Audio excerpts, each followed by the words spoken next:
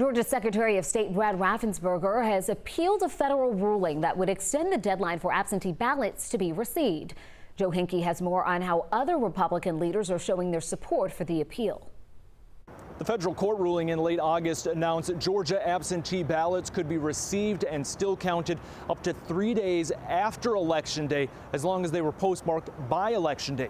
Georgia Secretary of State Brad Raffensperger quickly appealed the decision, and today he received some support. In a 32-page brief, the Georgia Republican Party and Republican National Committee are asking for the federal court ruling to be overturned.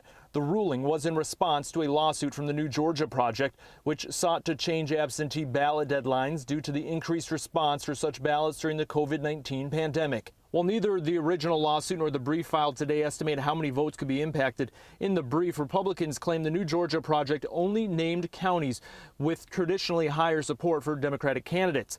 The lawsuit did only list 17 counties, including some of the state's most populous, such as Fulton, DeKalb, Cobb, and Gwinnett.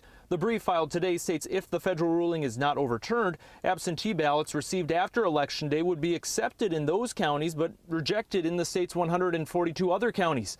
State law previously required all absentee ballots to be received by county election officials by 7 p.m. on Election Day.